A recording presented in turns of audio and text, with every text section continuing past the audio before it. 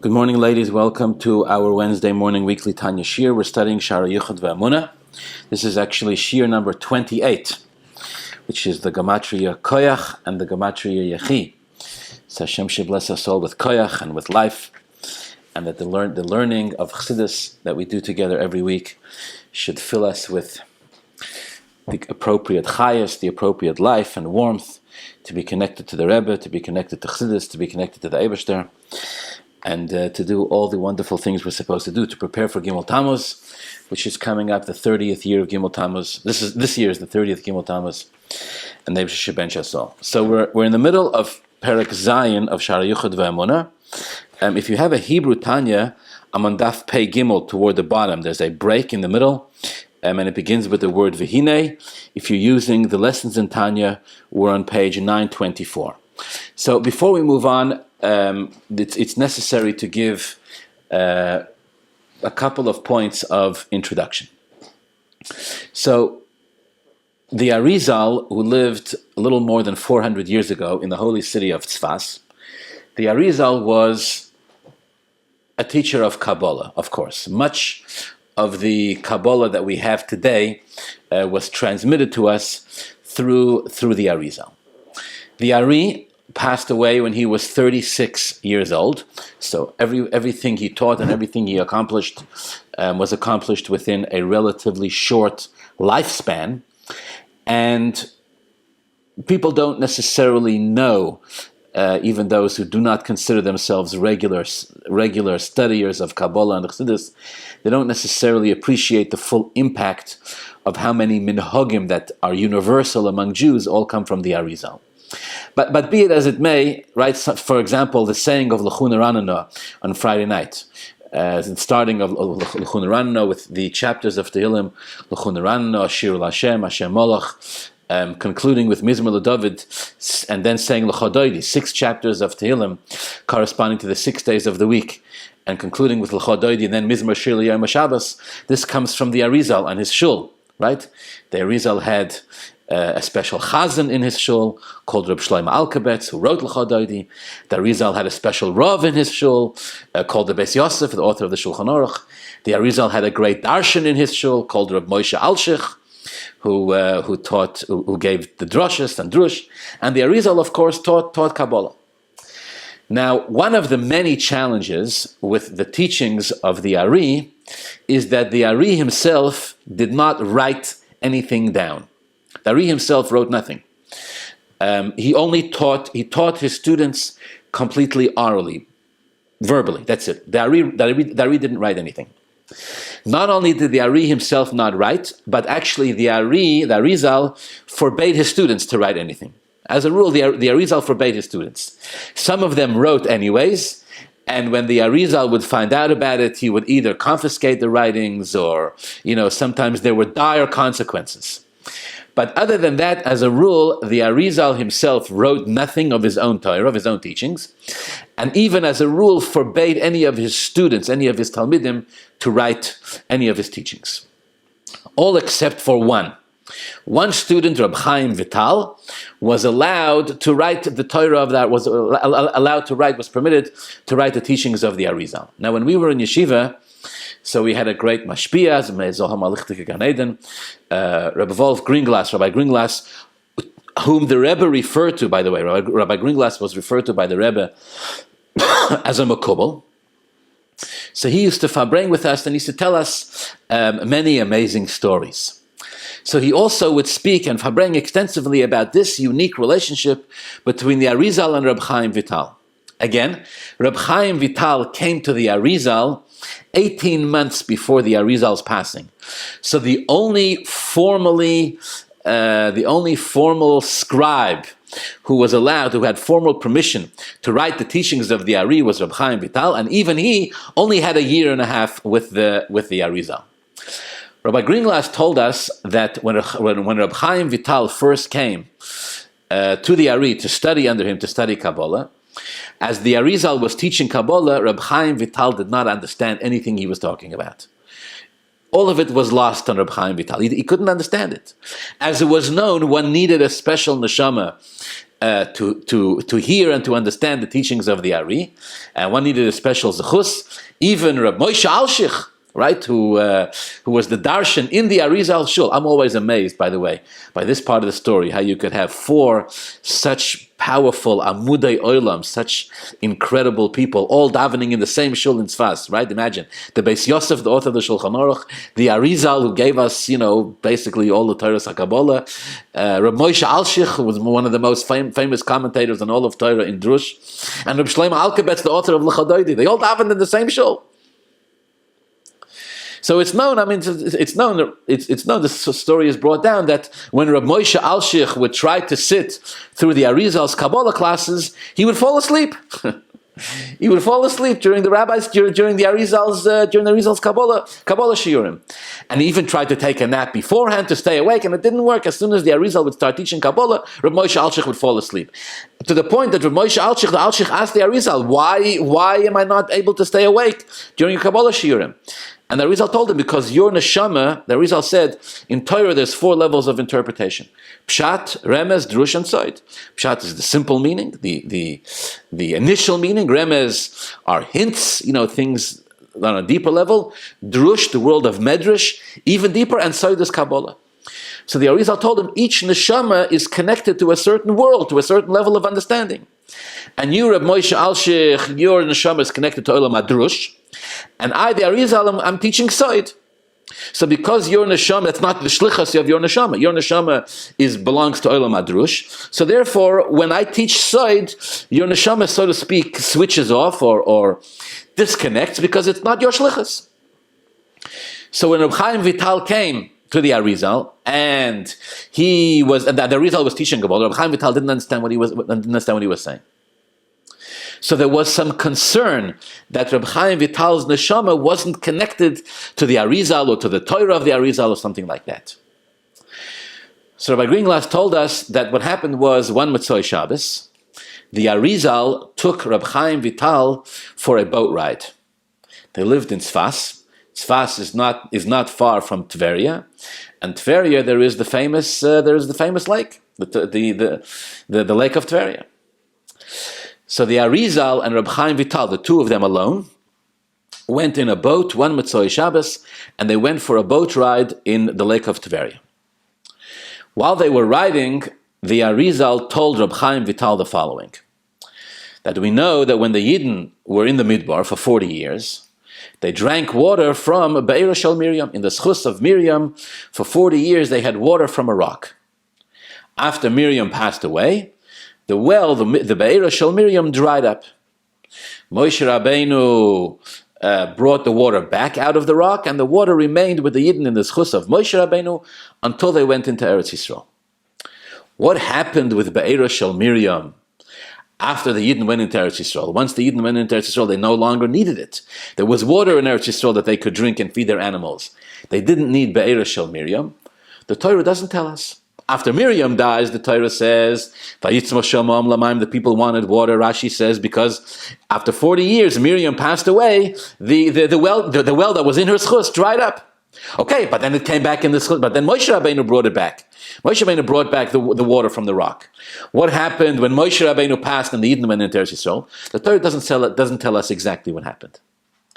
Said the Arizal to Reb Chaim Vital, we have a Masorah, we have a tradition, that the water from the well of Miriam went and hid itself, it concealed itself in the waters of the rest of the world. It's hiding somewhere. The world is more than 50% water. Somewhere in the oceans, in the rivers, in the lakes, the well of Miriam is hiding. But every Motzei Shabbos, said the Ari, the well of Miriam travels throughout all the waters of the entire world. And for this reason, there is a minhag that people would draw a fresh cup of water on Motzei Shabbos and drink it, because if you were zoicha to draw a cup of water from the well of Miriam and drink it on Motzei Shabbos is the only opportunity for this. If you would be zoicha to drink a cup of water from the well of Miriam, Kol mayonos hachachma, it's a play on the word. Kol mayonos hachachma, all the well springs of wisdom would be open for you, and you would be able to understand everything. Now, this idea, by the way, is brought in halacha, that there's this concept of on Motzei Shabbos of drawing and drinking a fresh cup of water. All right, the Rebbe once spoke about it, that we didn't find it by the Rabbeim. Be it as it may, this is what Rabbi Greenglass told us. The Arizal explains to Reb Chaim Vital as they're sitting in the Har Tiberi in the Tiberias Lake, one Motzei Shabbos in a boat, before Reb Chaim Vital has any ability to understand what the Arizal is saying. As they're traveling, as they're sitting in this boat on the water, the Arizal stops the boat in a particular spot, and the Arizal, of course, pulls out a cup, and at a certain moment he reaches with his cup deep into the water and extracts a cup of water, and he hands it to Reb Chaim Vital. And he says, here you go, this is water mi be'eira shel Miriam. The Arizal, could you imagine this? The Arizal hands Reb Chaim Vital a cup of water on a boat, one Motzei Shabbos in Tveria. He gives it to him and he says, drink this water. It's water from the well of Miriam. Reb Chaim Vital made a bracha shehakol niya b'dvorei, and he drank the water that the Arizal gave him. So to speak, he drank the Kool-Aid. He drank the water that the Arizal gave him. As he drank this, all the well springs of Chochmah opened in Reb Chaim Vital's mind.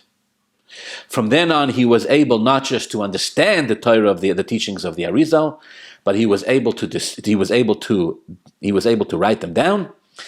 And most of what we have today, called Kisvei HaArizal, the writings of the, you've heard probably people refer to Kisvei HaArizal, right? In the writings of the Arizal, it says many things. Many things are quoted from Kisvei HaArizal, like the idea that before parents name a child, they get a spark of prophecy, a spark of Ruach HaKodesh, and they know exactly which name is suitable for this neshama of their child, things like that. The source for this is Kisvei HaArizal. Kisvei HaArizal does not mean the writings of the Arizal himself. It means the writings, generally speaking, it means the writings of the student of the Arizal, namely Reb Chaim Vital. Okay. It turns out that, like all good Jewish stories, Reb Chaim Vital wasn't the only one who wrote the writings of the Ari. Reb Chaim Vital was the only sanctioned one. But there were other students as well who also wrote writings of the Arizal. And interestingly, the Rebbe brings that although officially the other students of the Arizal didn't have permission, we see that pretty much all the students who wrote the teachings of the Arizal, all of their writings are generally all considered Kisvei HaArizal, they're all considered authoritative, the writings of the Ari, and although, again, only Reb Chaim Vital's writings were sanctioned, all of them have been accepted, all of them are considered authoritative and legitimate, and they're all studied by the Mukabalim and quoted, they're all quoted in Chassidus. Okay. I don't know the exact number.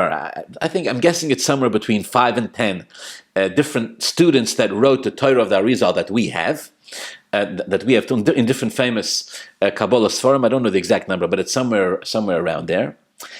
And almost all of Kisvei HaArizal have pretty much a certain Torah, a certain teaching, and all of them have it pretty much exactly the same way. A couple of differences in the wording, but in the specifics of the wording, but the general Torah, the general teaching of the Ari, quoted by his students, is pretty much unanimous by all of them. What is it? It's something that the Arizal taught called Tzimtzum HaRishon. The original Tzimtzum, the original contraction. We'll try to explain a little bit what the Talmidei Ho'ari wrote. I'm saying this because the Alter Rebbe is going to say, the Alter Rebbe in this part of Tanya that we're going to learn, the Alter Rebbe is going to talk about these Kisvei Ho'arizal, these writings that were written from the teachings from the Shiurim of the Ari, and how many who studied them misunderstood exactly what was written in these Kisvei HaArizal, a pretty catastrophic misunderstanding according to the Alter Rebbe, which the Alter Rebbe will articulate here, and this is discussed again at length in Chassidus. Okay, so what did the Arizal actually say? So the Arizal said, this is the way it's quoted in Chassidus. The Arizal said that before Hashem created the world, there was, quote, Oir Ein Sof, Memale Kol Moka Macholol. There was an infinite light of Hashem that filled Memale Kol Moka Macholol, that filled the entire area of the void. Oir Ein Sof, the infinite light of Hashem, filled everything. Now, in typical Kabbalah style, there's not a lot of explanation. What does that mean? But this is the Lashon. Oir Ein Sof Memala Kol Moka Machol. Oir Ein Sof filled, let's put it in these words. Let's say the infinite light of Hashem filled it all. Filled all of existence. Filled everything. So what's the problem with that? Hashem's light is beautiful. Hashem's light is infinite. Hashem's light, what could be better than Hashem's light? What's the problem? Says the Aris, it says in Kisvei HaArizal, Hashem wanted to create worlds. Hashem wanted to create many worlds, spiritual worlds, physical worlds. Hashem wanted to create our world, this physical world. Literally translates, there was nowhere to create it. There was nowhere to create this world, these worlds that Hashem wanted to create, because Oir Ein Sof was filling everything. So what did Hashem do? Silek oiroi hagodol el hatzad. Hashem removed or contracted this great light to the side. Hashem removed it out of the way. V'nishar cholol u'mokum ponoi. And what remained was a cavity, was a vacuum, was an area void of Hashem's light. And that became the mokum, that became the place where Hashem created the world. Hashem contracted his divine light through a process called Tzimtzum, also known as Tzimtzum Harishon, the first Tzimtzum, called that way because later there are many other Tzimtzumim, but this is called in Kabbalah Tzimtzum Harishon. Okay. The idea being that as long as the Oir Ein Sof, as long as Hashem's presence, as long as Hashem's light is manifest so powerfully, it's not possible to have the creation of the world. There's, again in the words of the Ari, there's no mokim, there's no place to put the world. Everything is filled with Hashem's light. In order for there to be a place for the creation of the world, Hashem's light has to be moved to the side in a process called Tzimtzum. All right, the Arizal adds that once there was this vacuum, once there was this cholol u'mokum ponoi, this empty spot, this place void of Hashem's light, so Hashem chazar v'heir, Hashem then brings back a little bit of light from the original light into this space, into this area of vacuum of the light. And then with this light, the world is created, and then you have all of the spiritual and physical worlds that we have now. Okay.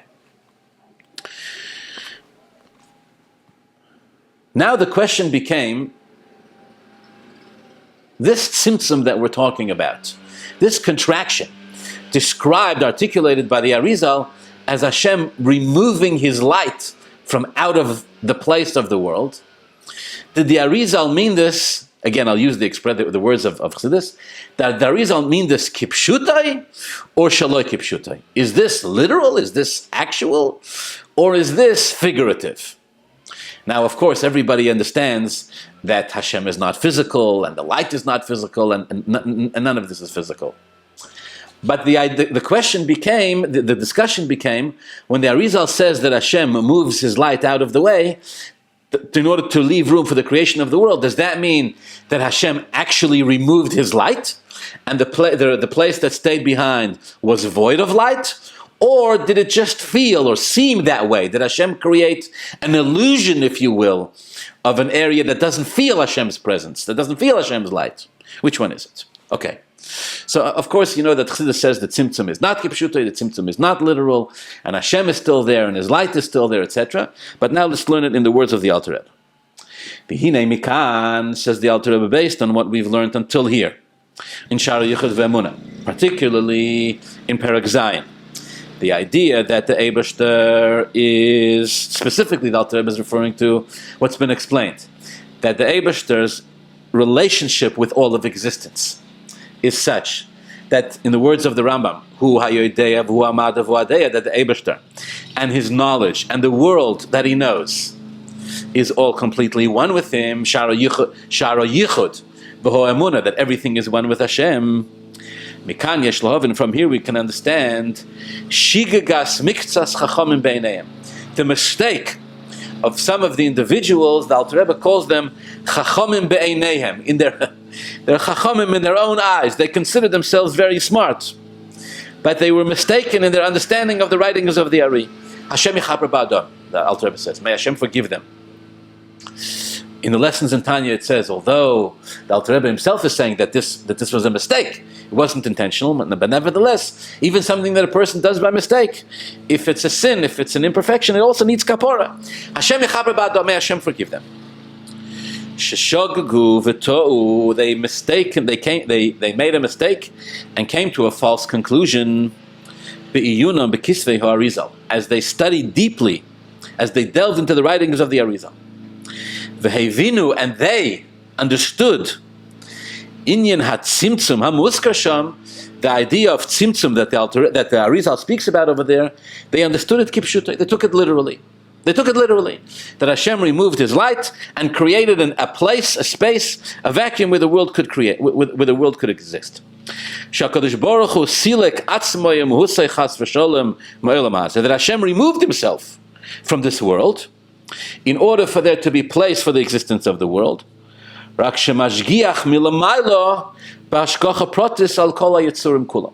Now, these individuals who understood the writings of the Arizal, who misunderstood the writings of the Arizal, and they took the concept of Tzimtzum Kipshutei, they took it literally, that Hashem allows for a place to exist devoid of Himself, or devoid of His light.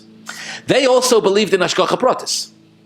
They also believed that Hashem is the master that Hashem created the world, and that Hashem is in control of the world, and nothing happens outside of Hashem's control, and Hashem controls every detail of the world. Al kol hayitzurim kulam, asher b'shamayim imal v'al ha'aretz mitachas, in the heavens above and the earth below. They also believe that Hashem is controlling and determining everything. They just believed, it was their belief that Hashem is doing this from a distance. That in order for the world to exist, a world, the way, the likes of which we know, Olam Hazeh, right, and all the spiritual, in order for it to exist, it has to exist. It can only exist, they understood the Arizal to mean, it can only exist if Hashem has removed Himself. If Hashem hasn't removed Himself, His presence, Hashem's presence, is too strong, doesn't allow for the existence of something else.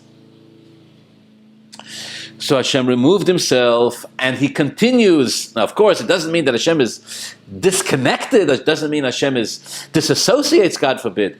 Hashem is mashgiach b'hashgacha pratis, al kol hayitzurim kulam, of all created things, b'shamayim imal, v'al everything, the heavens above, the earth below, everything. It's just that Hashem is doing it from the outside. Remote control, if you will. The Alter Rebbe says this explanation, this understanding of the Arizal is wrong. Those who understood it this way need a kapora. Hashem yichaper ba'adam, may Hashem forgive them. Instead, the correct understanding is that the tzimtzum is shaloi kipshutai. Hashem has not removed Himself or removed His light. Hashem has just allowed for the creation of a reality in which His presence is not felt. But he's still, even when He's not felt, He's still there. All right, this is what's written here, and the Alter Rebbe will now go on to prove why you have to learn that the Tzimtzum is shaloi kipshutai, not literal, and that those who learn differently were mistaken. I want to just add something. What compelled those who understood the writings of the Arizal incorrectly?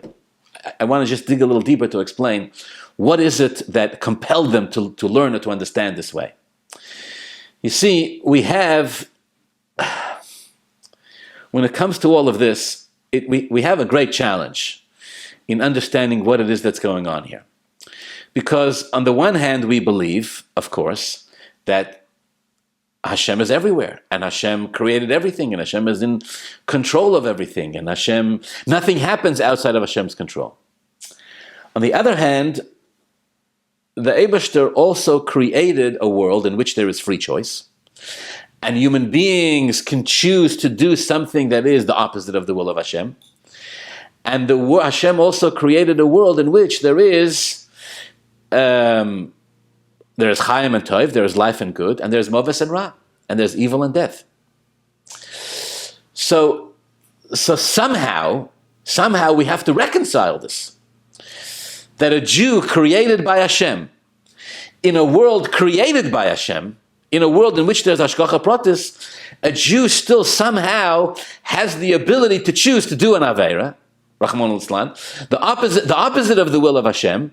And in the world there is Moves and there is Ra, and there is a whole world and reality in which things exist, which is the opposite of the will of Hashem. So the Rambam already raises this question, and the Rambam says we don't understand. There's no way we can understand how to reconcile this. How the world, on the one hand, Hashem is in control of everything; on the other hand, the human beings have free choice. The Rambam says it's not possible to understand. But on a more global, on a larger level, this is the students of the Arizal are writing about this, and even those who learn the writings of the Arizal we're still struggling to understand this. What's going on here? Is the Eibashter, do we believe that Elokus is everything, and everything is Elokus? Or do we believe that evil exists? You can't have it both ways. Right? Now, when you present it this way, it sounds like a very philosophical question, right? But then, when bad things happen in the world, Rahman al-Islam, this becomes a very emotional and a very disturbing question. Is Hashem responsible, right, for all the Rahman al-Islam, the tragedy that goes on in the world? Is this also godliness? There's a tremendous temptation here to say that to a certain degree, and so, however you're going to explain it, in some element, the Eibashter has removed himself. In the words of the Arizal, HaKadosh Baruch Hu select that Hashem removed himself in order to allow for the existence of the world. And that's how you can have a world in which Rahman al-Islam, you can choose to do an Aveira. Rahman al-Islam, you can have holocausts, you can have terrible tragedies. There's a certain element of distance where Hashem has distanced himself from all of this in order for there to be free choice. And that's how it's possible for this type of negativity to exist, or even for the world itself to exist. A world which feels itself as an existence. Chassidus says, Chas v'shalom. Chassidus says, Chas v'shalom. Nothing exists, nothing could exist outside of the Eibashter. And if we're saying that there is a Tzimtzum, it doesn't mean that the Eibashter moved himself out of the way. It means that the Eibashter facilitated within himself a reality, a space, if you will, in which his presence is not felt. But to say that there's anything chas v'shalom outside of the Eibashter, Chassidus says this is kfira. And those who learn this way, despite the fact that they meant well, the Alter Rebbe says, they still came to a terribly false conclusion, and for this they need a kapara. Right? There's a famous. All right, let's learn a few more lines. I'll tell you a famous story. Eli Wiesel. Why not? Why can't you say? Alter Rebbe is going to explain. Why can't you say that the Tzimtzum is kipshutai?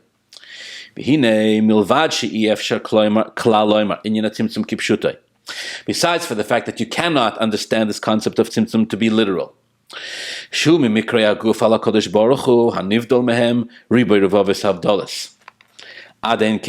Besides for the fact that the whole concept of Tzimtzum, of removing oneself, even the idea of removing oneself, call it Tzimtzum, this is only something that is possible by someone with a guf. Someone with a guf, with a body, a physical body, a spiritual body, can move themselves from here to there, from there to here, etc. But the Eibashter, who is removed, riboy revaves, tens of thousands of separations from any of these types of ideas, obviously it's not even shy. The whole thing is not shayach by Hashem. Hashem is beyond all of this. To say that he removed himself from one place to the other, Hashem is beyond space, Hashem is beyond removing it, the whole thing is not shayach. Afkam Zoyis, Alter Rebbe says, besides for that, loy bedas yadabeiru, what they're saying doesn't make any sense. Since even these individuals who said that the Tzimtzum is kipshutai. They're also maminim, they're also believers, the children of believers. Shakadosh Baruch Hu yedea kol hayitzurim sheba'olam hazeh, that the Eibishter knows. The Eibishter is aware of everything that exists in this world, Ashafel. Umashgiach aleim, and the Eibishter, if the Eibishter is aware of them, then the Eibishter is mashgiach, he's supervising them. Val korchoch, and for sure, ein yedi oisa oisam, ma'isifa by riboy v'chidush.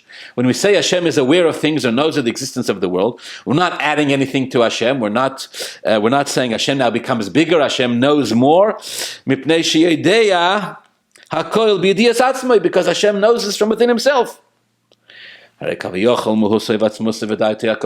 obviously all of existence and everything that Hashem created, it's all existing within Hashem Himself. That's why when we say Hashem knows of all of the existence, the knowledge is also part of Himself. It's all Hashem.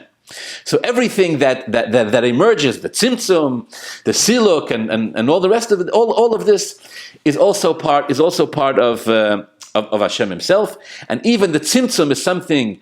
The concept of Tzimtzum that the Arizal spoke is not meant to be understood chas v'shalom as the Eibishter removing Himself from something or somewhere, but something that takes place within the Eibishter Himself. Right? That within the Eibishter Himself there is this world, there is this reality that Hashem facilitates. That there's a presence that doesn't feel Hashem's presence.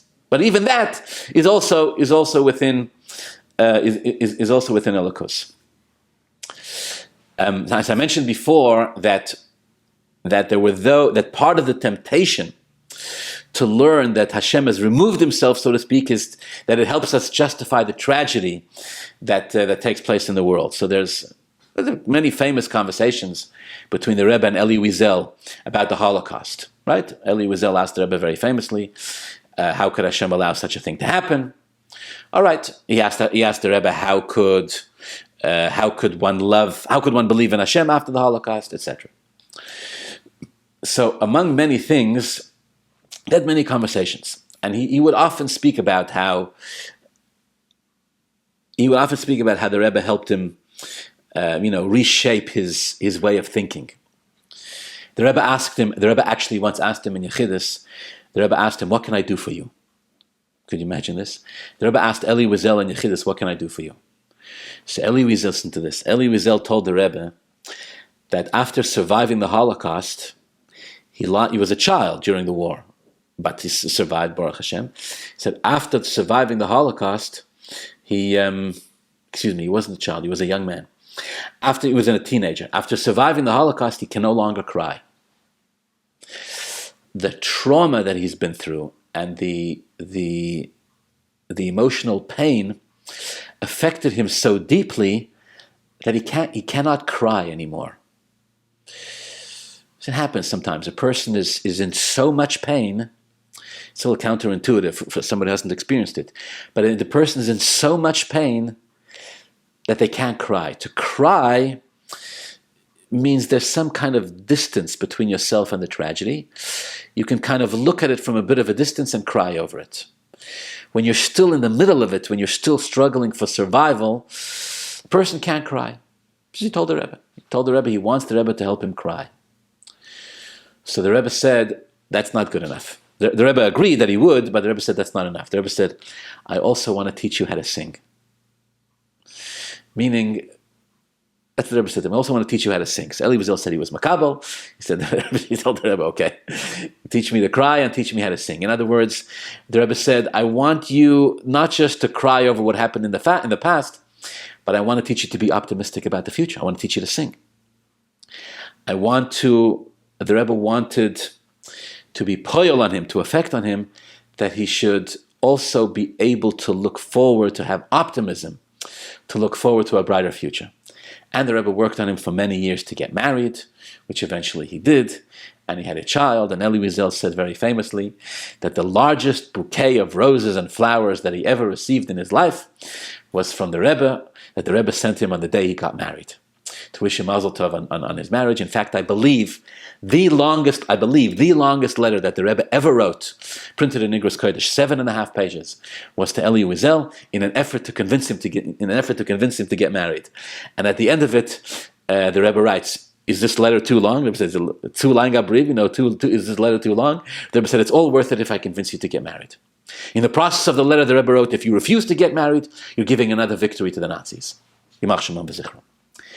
Anyways, my point is, they talked about the philosophical question. How could Hashem allow such a thing to happen? The Rebbe gave him an analogy. The Rebbe said, imagine you take a person who is a bushman, who's lived in the bush their whole life. They've lived in caves. Third world countries, they've never seen medicine, they've never seen hospitals, they've never seen nothing. No idea. And in one moment you take them and you put them in an operating room. Just like that. Without any explanation, without any introductions, boom. Just take a person straight from the bush, they've been living in a cave their whole life, and put them in an operating room in a second. What does a person see? He sees a person. Again, what does the bushman see? They see an individual lying on a table, completely unconscious, right? Because they're under anesthesia. Around the person lying on the table are men or individuals with masks. They're all holding knives, and they begin to cut the person open. Rahman al-Islam. And there's blood and guts everywhere. Says the Rebbe to the bushman, he's in his world, he's witnessing a murder. He's actually witnessing a murder. Try to explain to this bushman that not only is this person on the operating table not being murdered, but the procedure that he's going through is actually going to save his life. And he's paid good money for this procedure. And he's waited for an appointment for this procedure. And he and the individual on the table together with all their loved ones are praying for the success of this procedure. And those individuals who are doing it are motivated purely for the sake of helping this person. The idea that this would be anything other than murder would be so foreign from the mind of the bushman that he would never be able to relate it. It's not just in his mind he's witnessing a murder, he's experiencing a murder. He sees it. In his world, he sees the way this individual lying on the table is being butchered to death. And the blood and guts are everywhere. Go try to explain to him, right? Go try to explain to him that there's something else going on here, etc. And that this is really a life-saving procedure. People will laugh at you. What do you want to murder the guy? Is ein zach, but then you want to not justify it also and tell me that you're saving his life? Drainish can cup. So the Rebbe said, this is a moshel. This is within the framework of human experience, where one human being with a little bit less experience and a little bit less education and a little bit less exposure has no idea, cannot fathom what someone else is doing. Nu alachas kama v'kama, when you talk about between us and the Eibishter, how is it possible for a human being to understand what the Eibishter is doing? It's not possible. And it shouldn't surprise us that it's not possible. The answer, how can Hashem allow such a thing to happen, is we don't understand, but we believe that Hashem has some type of master plan. Okay. This is what the Rebbe told Eli Wiesel. All right, it's not for now, but there was an article in the Israeli newspaper about this where some journalists took it out of context, and it became, this analogy became sort of a lightning rod for the Rebbe experiencing some agmas nefesh. But the point is that the moshel that the Rebbe gave is to bring out to us, to explain to us that we shouldn't be surprised by the fact that we don't understand, we don't understand Hashem's ways of running the world. We don't get it. Okay, now let me ask you a question. So what's the point of all of this? What's the point? So we're sitting here, we're saying, okay, the Eibishter runs the world in such a way that we don't understand. And even when it seems to us like a disaster, and even when it seems to us, Rahman al-Islam, when we're experiencing pain or whatever the case may be, the Tzimtzum is not kipshuta chas v'sholem, and the Eibishter is here, and the Eibishter is with us, and etc., etc. So what are we supposed to take from all of this? It doesn't make the pain go away. It doesn't. So what? So that doesn't make the experience less painful. And we're still, in the end, we're still saying that we don't understand what it is that Hashem does, why it is that Hashem does it. And maybe when Mashiach comes, we'll understand. And maybe even then not. And there were times the Rebbe would cry, and the Rebbe would say that there's no explanation. And whatever explanation the Eibishter will give us, since the Eibishter is called whatever it is that's meant to be accomplished, so the Eibishter is called Yochel. He could have accomplished it some other way without the pain, without the pain along the way. Okay, say this. So what does Chassidus want us to do with this? How is this supposed to impact our lives? So I once heard by Fabrengen a beautiful vort, right? A beautiful insight on this. The person who was Fabrengen said, there's generally there's different types of Jews. And different types of Jews react differently to different scenarios. Some Jews, when things go well, when they're healthy, and when they're successful, and when they feel strong, and when they feel good, physically good, mentally good, when they're doing well, they learn and they daven and they have avas yisrael and they run and they help and they're incredibly motivated. And when Rahman Litzlan times are tough, the person finds it very difficult to be inspired. Not Nebach. Loyalenu, the person is struggling. You want them to run to shul with inspiration and daven and learn when they're mamish, when they have tzaras in life, Rahman Litzlan. Very hard. Then you have punkt verkehrt. You have the complete opposite. Some Jews who, when things are good, they're busy, right? You won't find them at a minyan when they're making money, when they're healthy. You won't find them minyan for nothing. Loyalenu, Rahman Litzlan, the Eibush Lapit and Tzora strikes. Then they run to shul and they daven and they cry and they beg and they plead and they learn and they give tzedakah and Eibush, help. Different types. Right? Some are motivated when things are good. Some are motivated when things are bad. What does Chassidus want from us?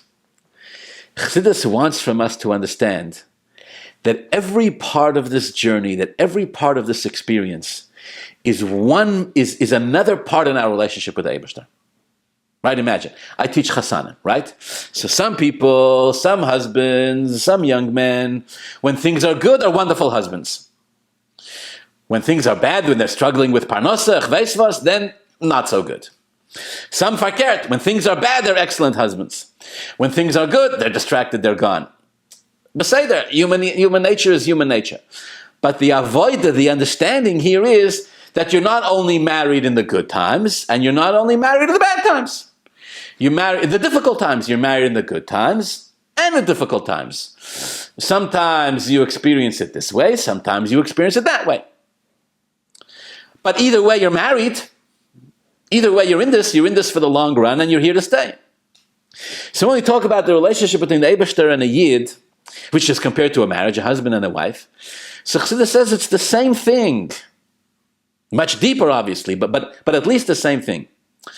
Don't tell me that in order for the Eibishter to create the world, the Eibishter had to remove himself. It's like saying, in order for me to have a relationship with another person, I need to remove myself, because if it's just me, then I'm not going to be able to have a relationship with you. With human beings, there's an element to that. Yes, if I'm going to be selfish, then it's all going to be about me, then there's no room for you. With human beings, it's like that.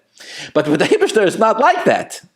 It's not the pshat that the Eibishter has to remove himself in order for there to be place for us to exist. No. The Eibishter has to create an illusion of removing himself. At Tzimtzum shaloi kipshutei. He has to create a sense in which, a world in which it's possible for us, the Eibishter's wife, to feel ourselves. But the purpose of that is so that the Eibishter and a Yid develop this marriage, develop this relationship, which they experience both when there is revelation of godliness and when there's apparently a concealment of godliness. It's all elokus. The highs are elokus, the lows are elokus. The success is elokus, the failure is elokus. When I feel like I'm learning and I'm davening and I'm connected, that's elokus. When I feel like I'm not connected, when I feel like I'm struggling, that's elokus. We have to learn, we have to train ourselves, ourselves to think differently in this sense, right? It's like, I'll give you another example, with learning Torah, right? So some people learn Torah and they feel like they understand. Some people learn Torah and they think they understand. Some people learn Torah and they feel like they don't understand. For some, it seems easier. For some, it seems more difficult. For some, it seems more rewarding. For some, it seems more challenging. Avas Yisrael. Some people, Avas Yisrael is easier. Some people, Avas Yisrael is more difficult. Some people have good hearts, let's say by nature or through avodah. For them to go out of their way to help another Yid, they run. Other people, it's much more challenging. Some people are more arrogant. Some people are less arrogant. So we kind of think, okay, there's my areas where I'm connected. Right? If I enjoy learning, if I learn Torah and I think I understand, so there I'm connected. If I learn Torah, I think I don't understand, so then I'm not connected. Right? Or the connection is less. If I have a big Yetzer Hara, then I'm less. It's more points for the other side. If I have a small Yetzer Hara, it's more points for this side. So it says it's the whole thing. The whole thing is a mistaken foundation. The whole thing is not true. Yes, every person has their avodah. Yes, every person has their challenges. Yes, every person has their own aliyas v'yeridas, all part of the journey, of life and being connected to the Eibishter. But as long as a Yid is doing his avodah, every part of the avodah is olakus. Every part of the challenge, every step of the way, the Eibishter is there together with us.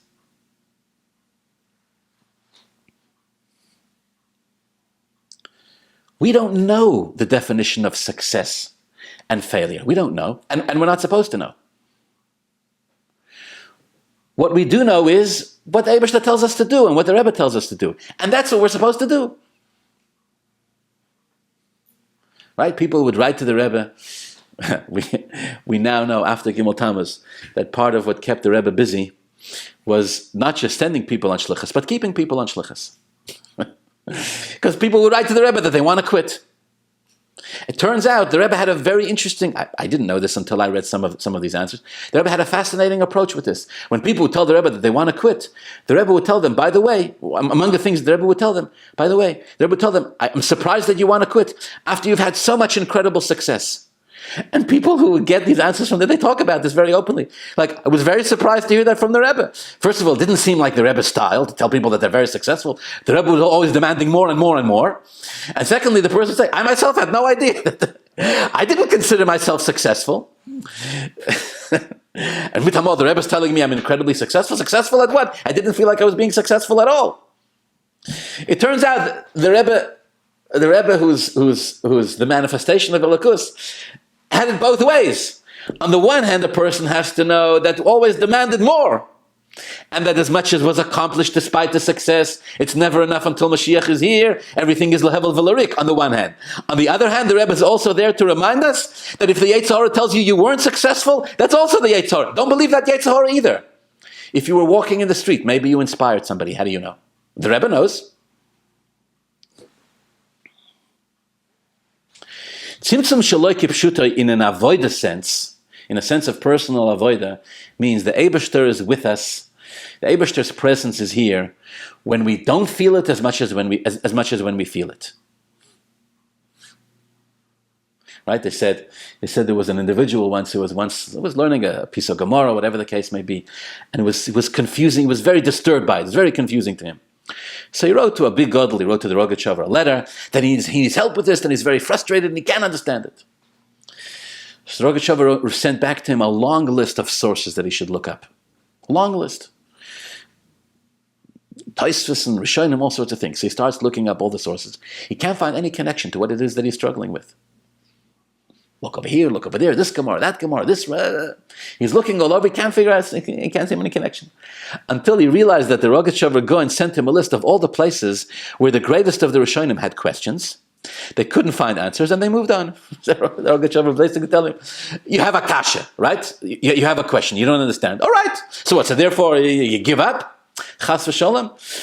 Yush, there's an expression in the Gemara, Yush shaloi midas. Yiddish Chassidus Rebbe would say, despondency is shaloi midas, comes from a lack of understanding. That when you get stuck in understanding a piece of Torah, that's also Torah. That's also learning. When a person has a particular struggle in Avodas Hashem, that struggle is also Avodas Hashem. In the words of the Alter Rebbe here in Tanya, we'll conclude with this. The Alter Rebbe says, Tzimtzum is shaloi kipshutai, meaning what? The Eibishter created a world in which there is negativity. In which, and Torah says there's negativity. There's moves, and there's ra, and there's b'chira chofshis, and there's a yetzer hara, and everyone, none of us are perfect, and we all have our struggles and our failures, and we all have our moments in which we feel like we're in complete spiritual darkness. Says the Alter Rebbe, yes. Remember, and the Eibishter is present in those moments that feel like complete spiritual darkness, in exactly the same way as he's present when it feels like this complete spiritual light. Maybe even more. How do you know? We don't know. That's the value, that's the wisdom here in saying we don't understand the Eibishter's ways. We don't understand the Eibishter's ways. So what's the point? The point is to make us feel small.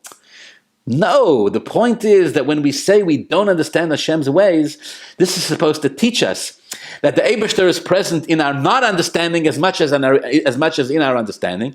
And while it's incumbent upon every one of us to do our avodah every step of the way, we have to always remember that what we perceive as failure may not be failure at all. What we perceive as success may not be success at all. What we perceive as challenges may not be challenges at all. Well, they're definitely challenging, but the idea is that the Elokus, the Eibishter, is present in every aspect of our lives and in every aspect of existence. All right. May Hashem bless us all, that we should not just learn this, but we should also live it. Like everything else, easier said than done. Thank you for being here for our Shir Tanya. We will continue in Mirz Hashem next week in Perek Zayin of Shaar Hayichud v'Emunah. Have a wonderful week.